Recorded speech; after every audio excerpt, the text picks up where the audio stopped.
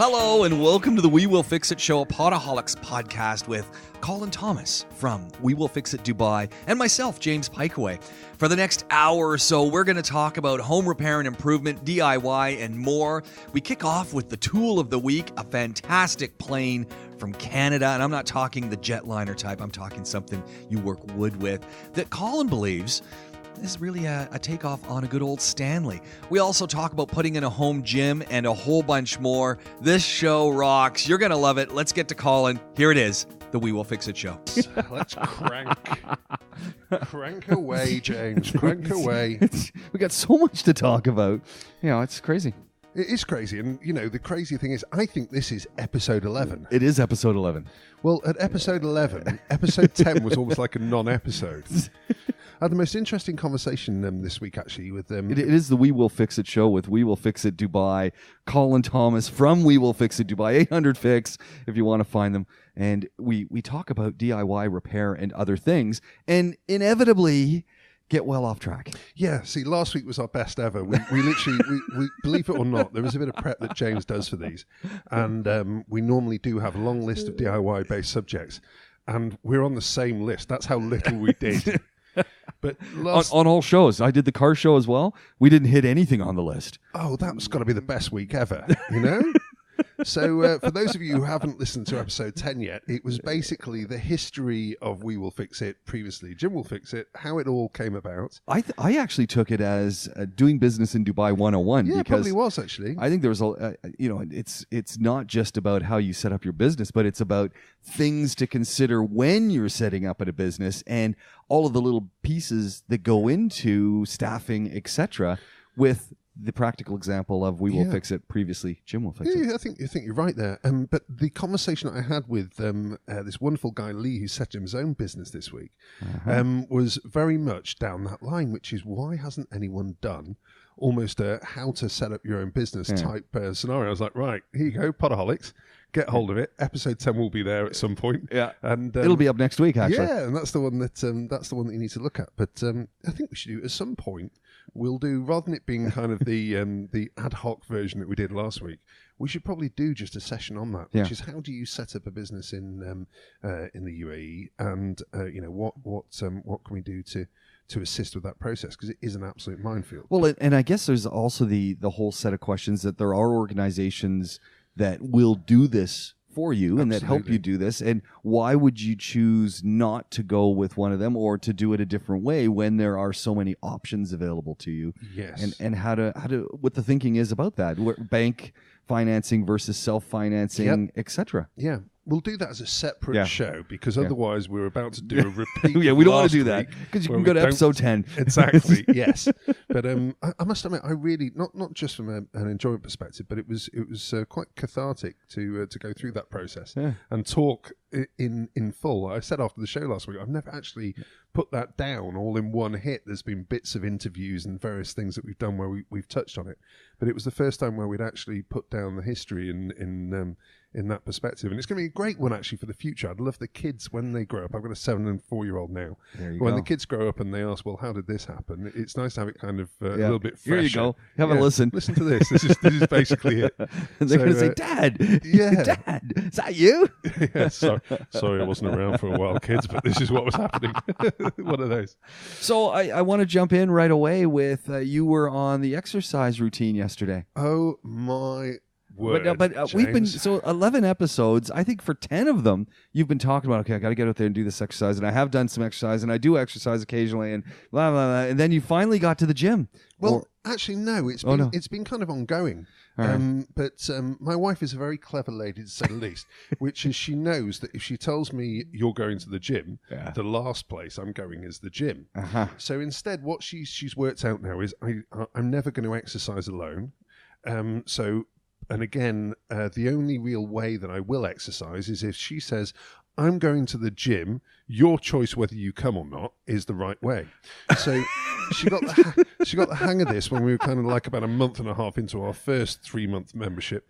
And I just got to a level that where I was kind of sustainable, and the 3 months ran out. And then we had kind of Christmas and New Year and all that kind of stuff that came in. Classic, yeah. Yeah, and the next thing you know, we're into kind of late January going, well, something more needs to kind of happen here. So paid again, and then this time round, I've actually really got the hang of it a bit better on the whole. But I'm in no shape for I am no runner in any shape or form, and quite overweight. So I wanted to just get to a sustainable level of kind of a combination of running for a while, walking for a while, etc., etc. But yesterday, for the first time, when I got to kind of my 22, 23 minutes of my 30-minute stint on a runner, I finally thought, right, okay, let's just go for it here and see whether or not, how long can I actually run for? Because I'm now, 43, and the on the running machine, there's the 65% fat burn level for heart rate, and then the 80% level. And I thought, I'm dying here. I'm absolutely dying. So I put my hands on, the bars which tell you what your heart rate's doing. Yeah. And I was kind of barely at the 65% level. I'm like, what is going on here? So I then thought, well, come on then, let's see whether or not I can actually run longer than my best stint so far, which had been 3 minutes, and before I have like a 3-minute break and then repeat.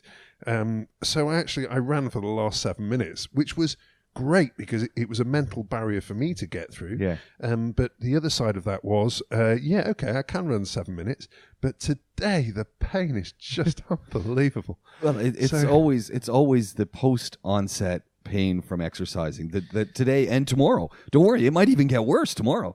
Now, the thing, listeners, that James isn't telling you is James is a marathon runner, which is incredible. I did the one. I did the one. Are you still running now? I do run. Yeah, I run every day. Every day? Yeah, I do I just do a nice 5K and some bodyweight exercise every day. Every morning before work. Goodness, that was me thinking you couldn't go up in my estimations. That's incredible. Yeah, I almost fell off the runner the other day, actually. I was listening to a podcast. Oh, that's normal. And I don't know, I lost concentration for a second. The darn thing was going a little too fast. And all I'm thinking is I'm going to end up at a heap at the bottom here, and how many people are going to be watching that calamity happen? But well, see, that's another thing, an interesting one. I was talking to a friend of mine who, again, is in a similar position than I am, has been kind of heavily overweight. And the point he made was I just couldn't go to a gym because I'd be so self-conscious about people watching Which is me. exactly why I introduced this topic. Yeah. Because I was thinking, here you are, Mr. Container, and you've built the bar container in your backyard. Yes. And you are Mr. DIY. Yep. What about a home gym? Well, I do have a running machine at home, but it's interesting. The first time that I went to the gym, actually, I posted online because I was so outraged by the whole process, and actually, outraged getting to the gym or when you got to the gym? Oh, all of it. But it was exactly this point, which was I was very conscious about what other people would think about this big fat guy at 120 kilos. Are you wearing spandex? So, oh God, no. Gee whiz, James, you always have to take it to the nth degree, as if. No. But... that really sent you for a pause, didn't it? God, I couldn't imagine. That's horrific. Yoga pants? No? Calm down, man, calm down.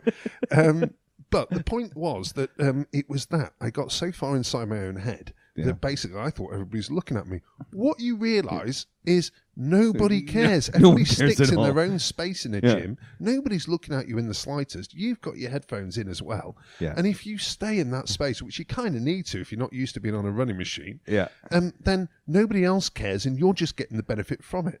Yeah. So once I got my head around that, things kind of have improved significantly. I am still the heaviest guy in our gym, and when I get on the running machine, the whole gym is going pace for pace with me. But I'm getting a lot out of it. Yeah, that's good. Yeah. So I just want to jump back. What do you think we would really need to do to outfit a room if we've got an apartment or a villa, or maybe even make a container into a little container gym? You could easily do that. How much effort would that actually be to retrofit something? Is it? What do you think? It wouldn't be dramatic at all. The thing that I've learned is when you go to a gym, they've got all this equipment, and you very rarely use it. I actually use two bits. Okay, I use a running machine, and then also, I don't know what the official name is, but one of those flat back cycling machines, because basically my back is my big problem. Okay. So to have that isolated against something solid means that I can then pedal really happily. But if I go on a bike, my back kills me. Okay. So it works really well for me from that perspective. Well, if you imagine 2 pieces, maybe 3 pieces that you would generally need, or if you wanted to then go weights, there's always the multi-gym scenarios there.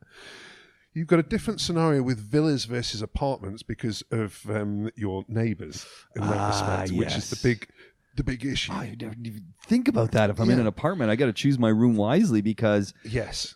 Yeah, but the practical side, actually, because of the way that Dubai properties are constructed, is really good.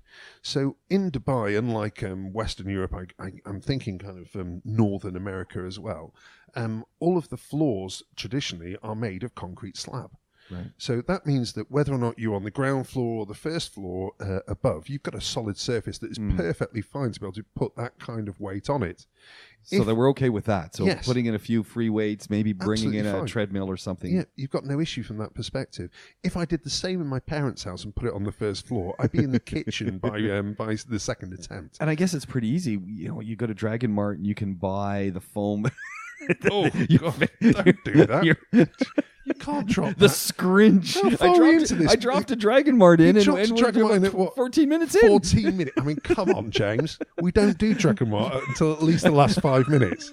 Okay, so maybe not No. Dragon Mart. Maybe I head to SpeedX. Okay. No. Where do I better get the that. foam mats? I want some foam mat just underneath so that, when you go into Oh, the actually, gym. you're just talking foam mats. Yeah, just I foam will mats. allow you Dragon Mart That's for what I that. was It's a going very at. good supplier for that. Because they've got those big ones that you can just put down, and suddenly Yes. I've got a foamy surface. But they are also half the thickness of the ones at Ace Hardware. The Oh, Ace I Hardware didn't ones are really good. realize that. Yeah, they're much thinner. Those ones. They're a good price point. Don't get me wrong. No, but if they're half the thickness, that doesn't work because I want to have good padding for if I've got a little bit of machinery or if I'm going to be lying on it, I want it to have some girth. Yeah, but again, if you're buying decent equipment, and again, I don't understand why people buy new equipment. Dubizzle is perfect for this to buy What about the second-hand auction? good You're big equipment. into the auctions. Do you ever see equipment at auction? You see whole gyms. Oh, okay. Whole gyms, like 30 treadmills at a time, with again closed down gyms, which is part of Dubai at the moment as So well. many of them. I know, it's incredible. But again, buy quality. Yeah. It's an odd one. I mean, the treadmill that I've got in my place is quite incredible. I bought it for 1,000 dirhams because the screen was out. The guy had been through a move, and basically the movers had damaged the screen. Oh, here, go on. Side note here. Yes. Got a friend who's doing a little move from one area to the other. Kind of like a rim ram to rim ram 5. I don't know. Yes. Yeah. And so they started packing up their stuff because they've got a truck coming. Yeah. So they start packing it up. An hour into packing it up, they go, "This is crazy." Yeah. So they make another call, and now they've got for maybe 50% more than the original truck. They're going to actually pack it. And I'm looking at that and I'm going, that's all you're going to spend now and someone's going to pack it? Yeah. Nothing is going to arrive as you intended to arrive. See, this is one of the subjects that really gets through to me, which is the scenario of going for the lowest common denominator rather than quality. We've touched on it for maintenance, but it's exactly the same for removals. We've been moved by MacPack. Oh, okay. Now, every time that we move MacPack. They move my mother-in-law, my brother-in-law, ourselves on numerous occasions. Rick, who's there at MacPack, and again, we now have a tie-up with Rick, which is not financial, which is really important. It's just he's really good at what he does. And they're a small group, aren't they? Like I don't think they do any real promotion. It's all word of mouth. Yeah, I mean, they're doing really well, and it's no surprise because it isn't that homogenous service whereby somebody moves you, they either do or they don't.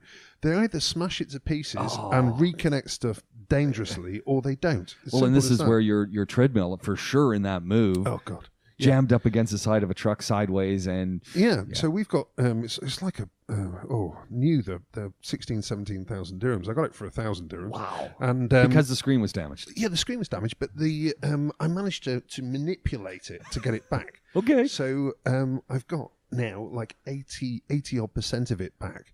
But this is a full kind of semi-pro level cushioned running surface. So it's it literally does. It's lovely to run on. Actually, it's nicer than the ones in the gyms to run on. Not as wide, which is my general issue. But if it'll take my weight, then it's doing pretty well. And luckily, the bits that aren't working now are all the kind of programmy stuff that we wouldn't normally use. We just need to know speed and time, and that's all fine. Nice. So it's worked out really well. But in terms of kitting out, it all boils down to, actually, the rooms here are perfect for it, but it is just thinking about... I was thinking of your outside patio, which I've never seen, but you've talked about it quite a bit. Right. With the speakers. Because if you got a gym, you want a little bit of sound. Maybe you want to have a little bit of TV in there so that you can plug something in and watch your Jane Fonda workout, or the news, or whatever as you're on the treadmill.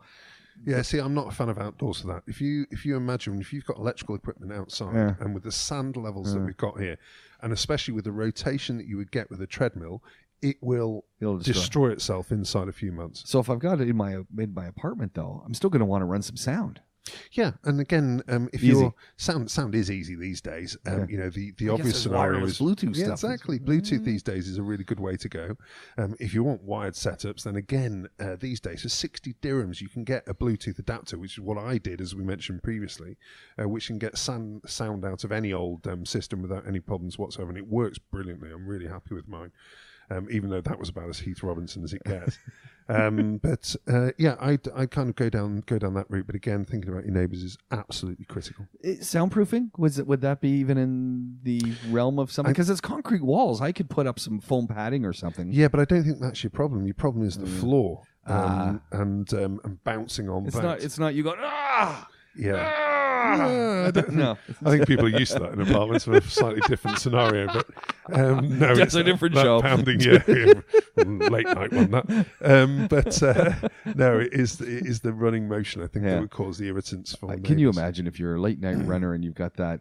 I can just picture it. Yeah, it's something you got to be careful of. Yes, not a great maybe move. you have to have the kids jumping on the floor and then go down to your neighbor and say, "Just want to hear if you hear anything." Yes, just as a test. Yeah, no, but the problem is once you've engaged with your neighbours, then you're opening a whole different kind of worms. You don't want to do that either. Yeah. So what you've done a lot of stuff with containers. Could I make a container, Jim? You've got a container bar. See, yeah, containers are an interesting one because the concept is great. I absolutely adore it. I've presented it now, I don't know, over the years. In fact, I haven't presented it in probably 7 or 8 years, but I've presented it 5 times to clients with incredible concepts. And they didn't go for it for one reason or another, which I just couldn't believe. So in the end, that was the whole idea of creating my own container setup. The biggest difficulty that you've got here is if you imagine a container and the size of a container, getting it into a garden is going to require a very big crane to get normally over your property. You don't have the kind of width or access to be able to get it there. Okay.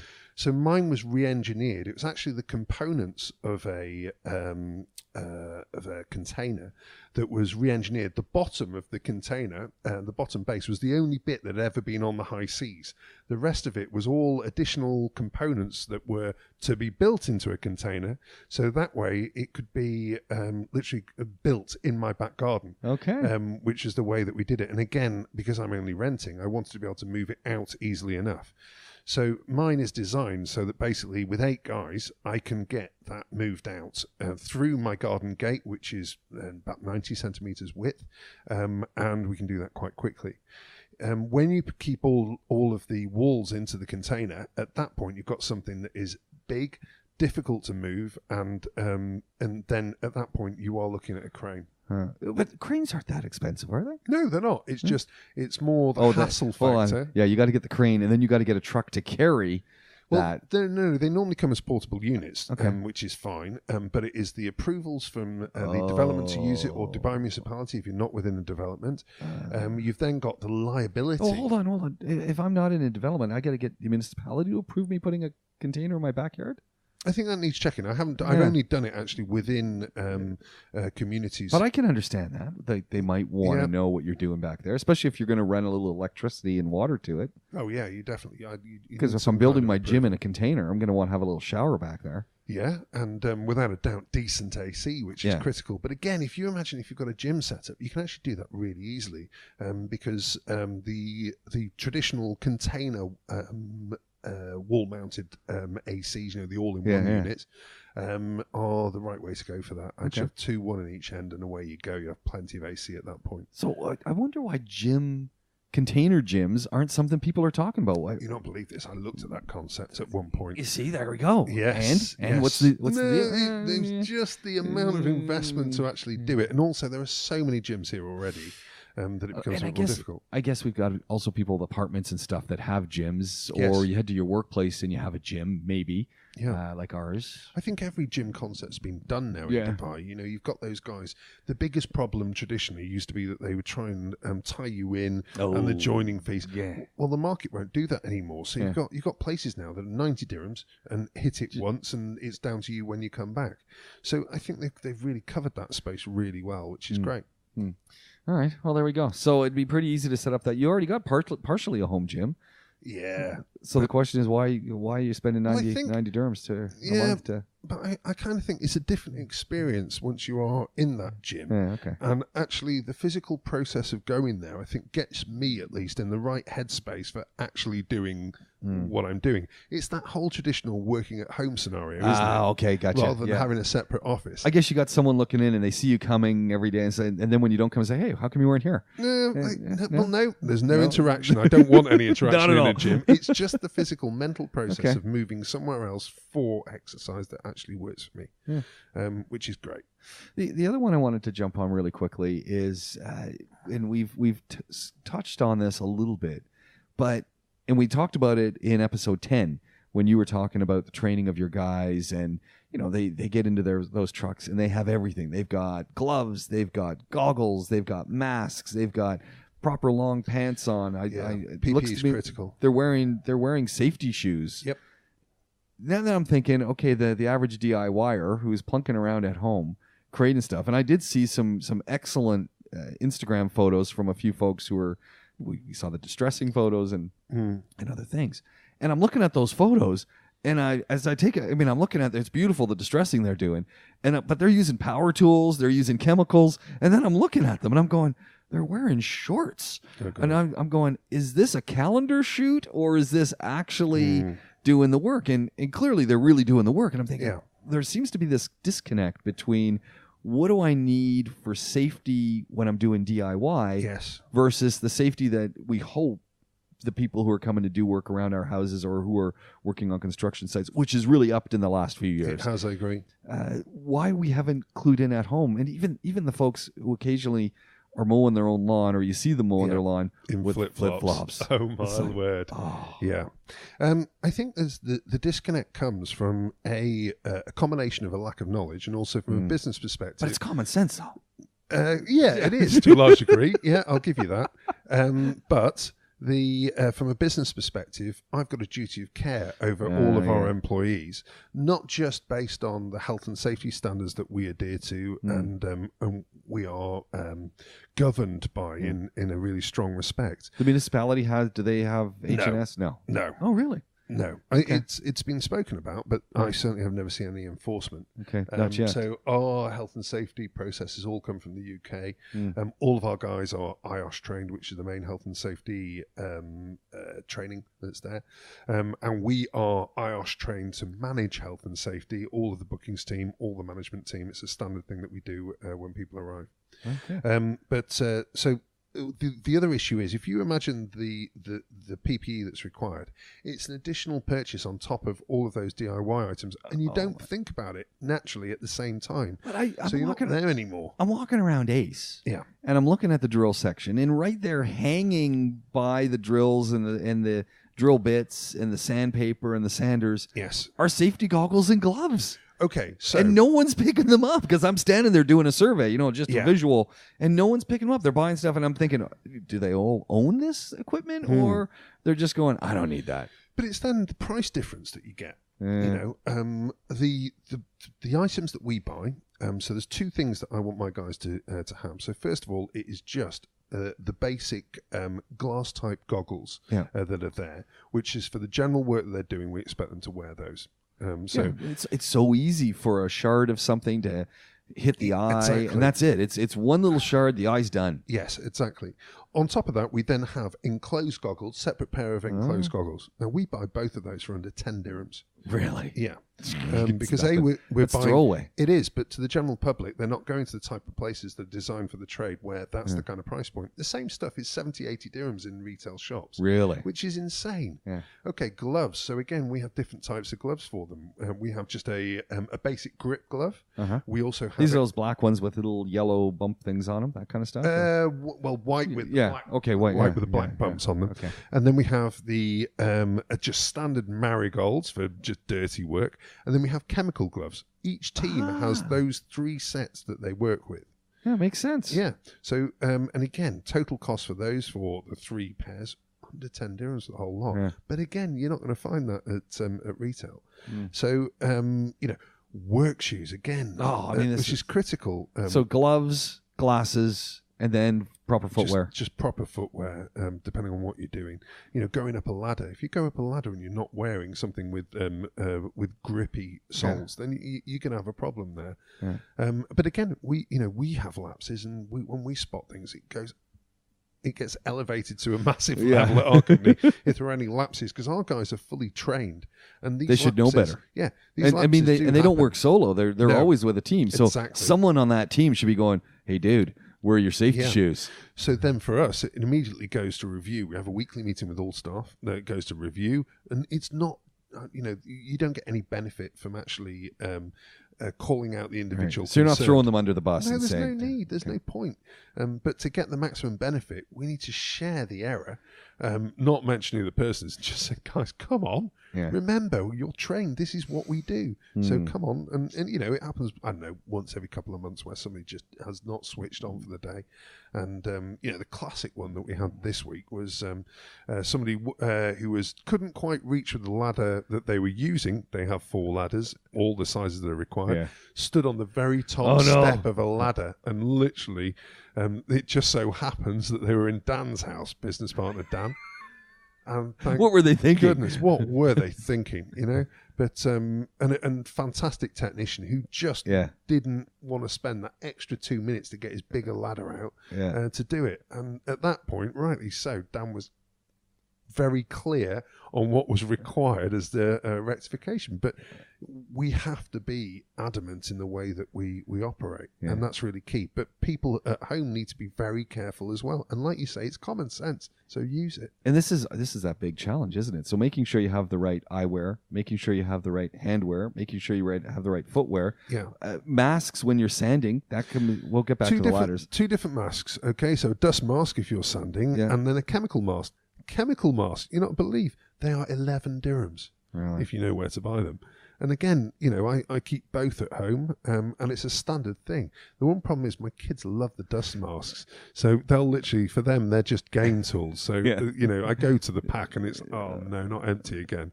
So I'm buying them in 150 at a time now, just because I know that the kids are going to use most of them. So, but if it entertains, then so much better. I'm wondering why a place like Ace or SpeedX doesn't set up this home DIY safety equipment pack because they obviously buy in bulk. Exactly. Put it into a nice little gift box or something and say, okay, you're walking out of the store, you need one of these. It's going to cost you 50 dirhams. It's got everything you need in it. Exactly. Why don't they do that? I have no idea. Maybe they just haven't thought about it. Probably it. I think the WeWillFixIt crew next time you're down there, just have a word with them and say, hey, you know what? We spoke about this on episode 11. Yes. People are now going to be coming looking for this and asking you questions. It is absolutely crazy, isn't it? But one of those additional things. I just thought I had a triple maintenance failure at my house this week. Oh, no. Which is just ridiculous. Okay, let's hear it. My place. I want to hear Dan's as well. Okay. No, Dan's wasn't a failure, but I'll talk about that one as well. Because I want to talk about ladders, and this is because I had a ladder failure a couple of years ago. Okay. And it wasn't pretty. I could have... Anyway, we'll talk about... What was your triple failure? So I had 3 different things that failed in the space of 3 days. I had a toilet spray that was leaking, and that is that happens to me all the time. Yeah, I know, but mine are top quality toilet sprays, and we're now on year 4, failed after 4 years, which is really unusual for this particular toilet spray. So what'd you do? So it's a replacement. So this is one that you just unscrew it from the tap and... Yes. Okay. Yeah. You can't repair them. No. It's done. But again, luckily I spotted it early before the whole thing went, which was lucky. Secondly, I had a blockage. My fault, this one. I had a blockage in my master bathroom. It's regularly blocking. Toilet? Sink? No, sink. Sink. Is So this from shaving or what? Yeah, could be that. I don't know, but anyway, it keeps happening. So are you putting Drano down your sink? No, never do that. Without people, I see they sell it by the caseload. I've just had this discussion online with various people about, Mr. Muscle, Drano or whatever chemical cleaner you're using. Great if it works, but it only works on organic items. Well, if it's normal in Dubai that you've got something alongside the organic causing the problem in the first place. Yeah. So whilst you've melted all of the organic stuff, if it hasn't solved your problem, and again, it only can work on something it can come in contact with. So if you've got a big blockage there, it might get the first bit, but it's inert by the time it gets to the end of it. You then call an expert. An expert comes along. Imagine the scenario which regularly happens. You're not there. Yeah. Your maid is there and isn't aware that you've now put chemical down the sink or whatever it may be. A technician then comes, and the natural start point would be to plunge it. Okay, he's now plunging pure chemical. No mask on, no gloves on, not wearing long pants. Or hopefully they got long pants on.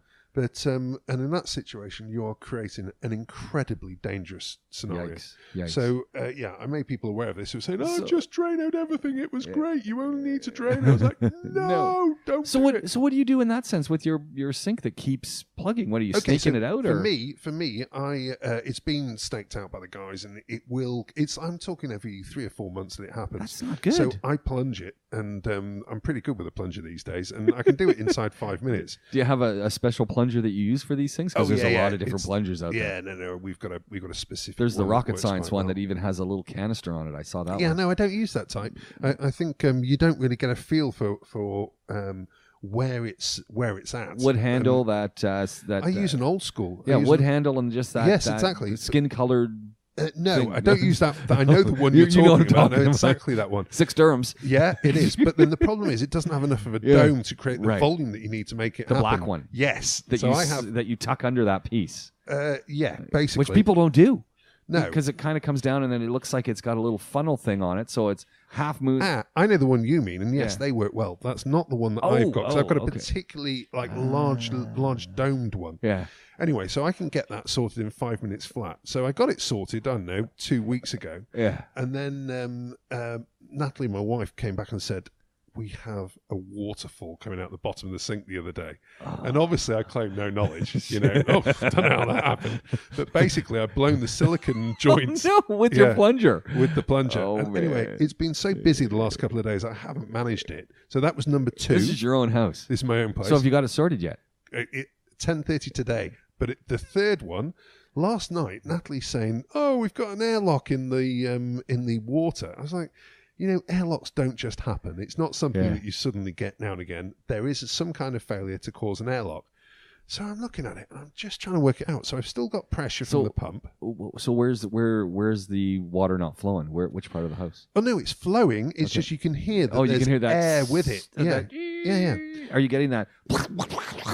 We're getting that, but we're not Foley artist here. We're not getting that noise is a faulty one-way valve that sits on the cold position of a water heater.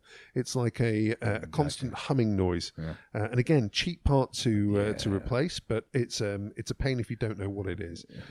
Lots of maintenance companies here in Dubai can't get that one, which makes me very happy. But anyway, so you got an air block somewhere. Your wife says. Yeah, but I haven't. Okay, what have you got? What I've actually got is a defective pressure kit.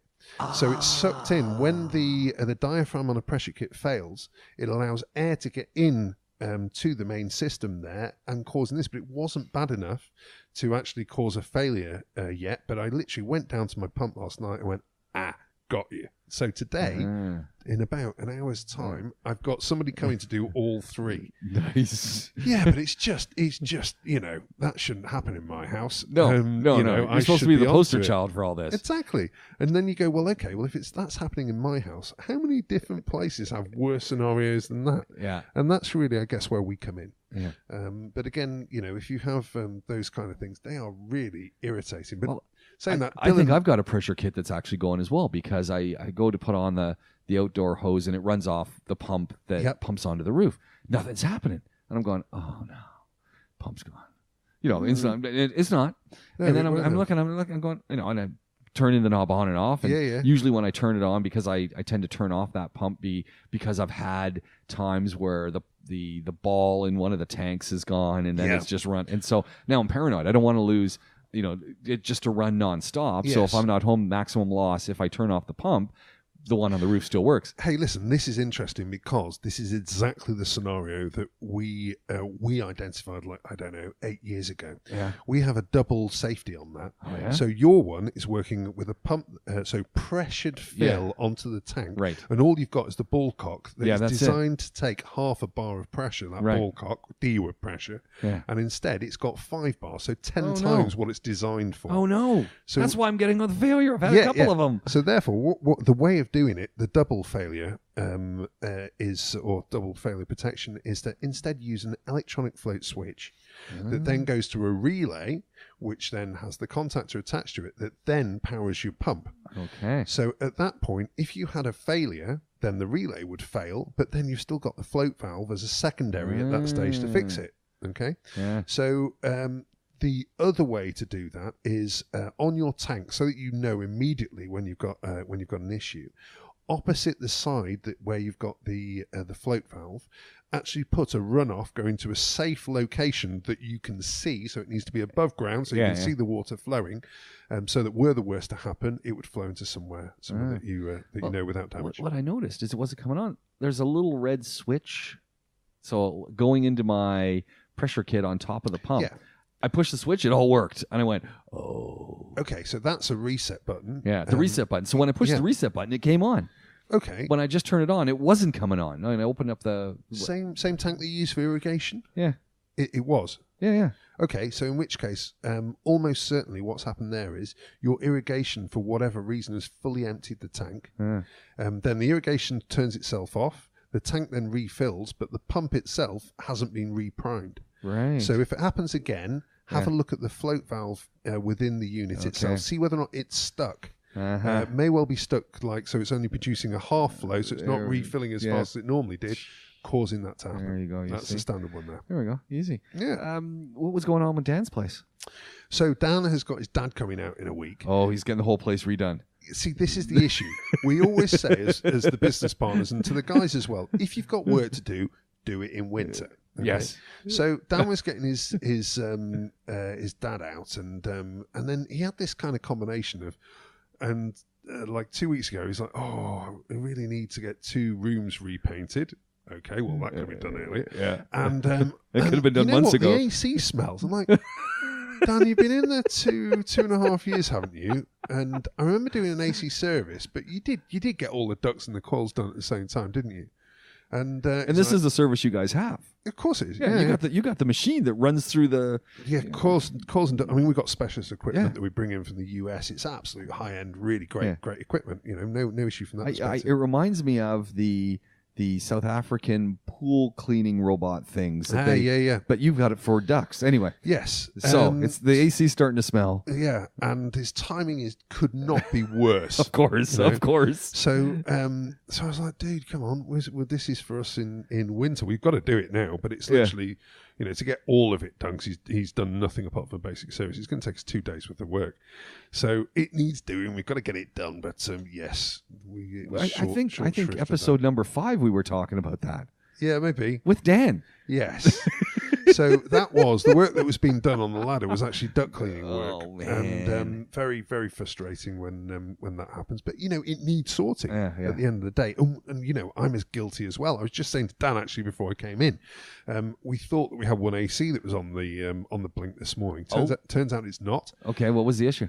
It just wasn't coming on? No, the issue was lack of communication between husband and wife. Okay. It's actually Ruby's classroom that felt hot this morning, not Ruby's bedroom. So, messages going a bit too fast. So, all's fine.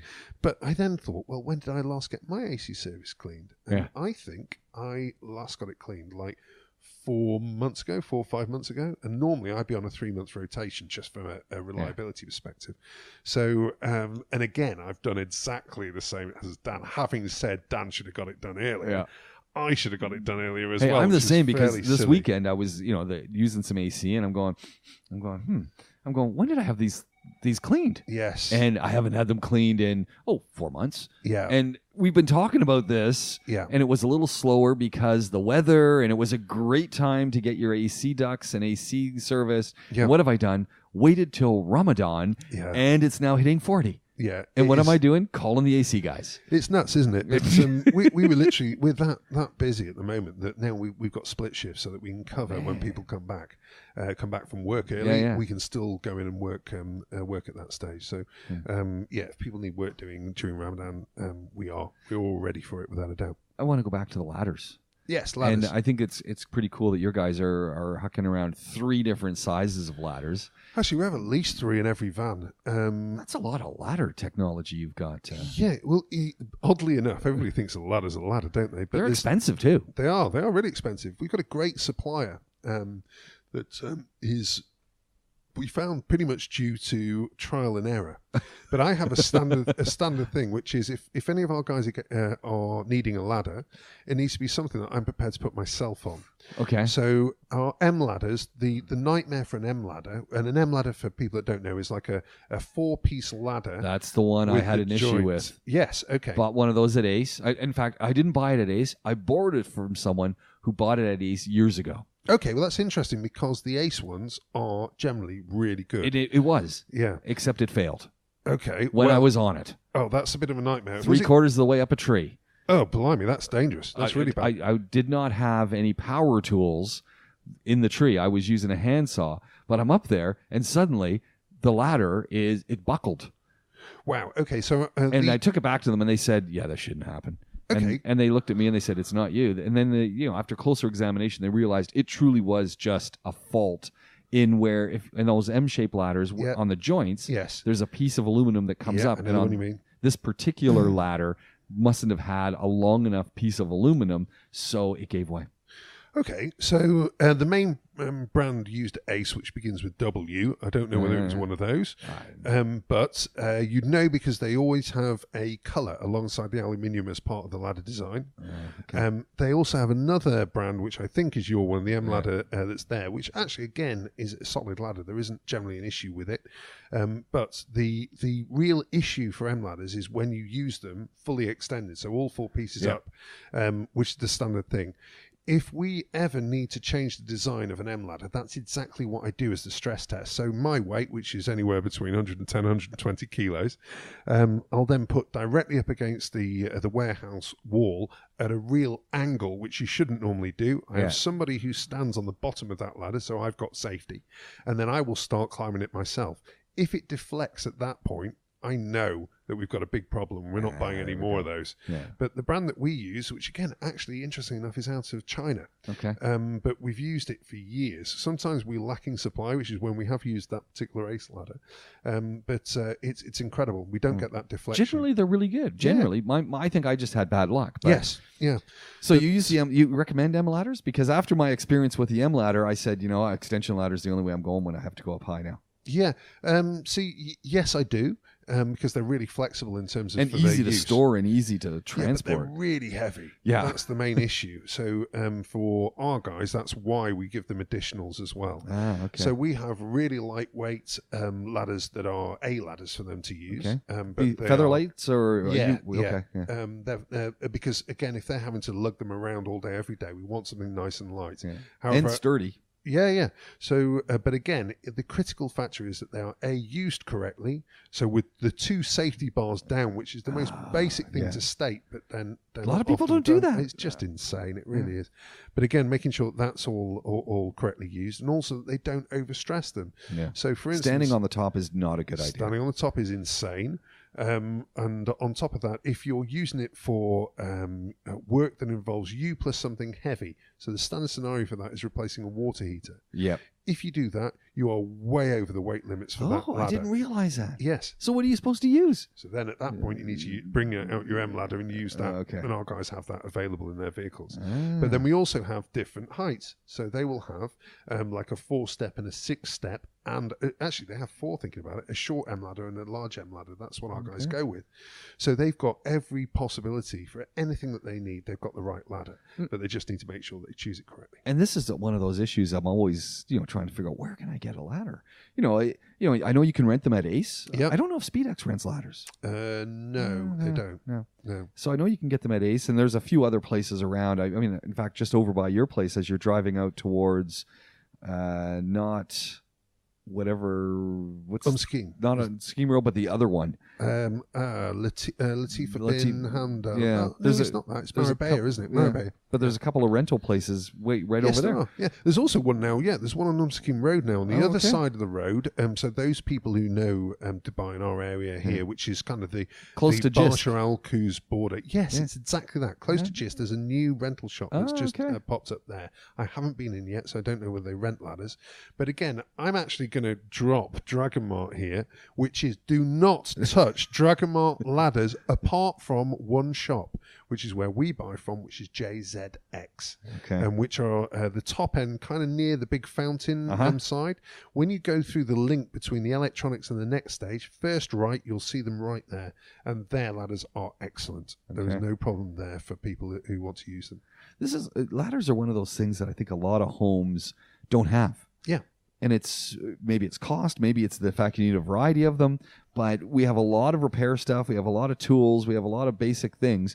We don't have ladders to get in, up and high to change some of the light bulbs and things that we have in some of our high ceilings. I always just find that amazing. Yeah. Or the ladders we do have, you got one, and it's rickety, it's short, and then you end up standing on the very top and you fall and break your leg. Yes, I've got the same ladder. I mean, I have two. I've got a tall M ladder that I keep at home from work.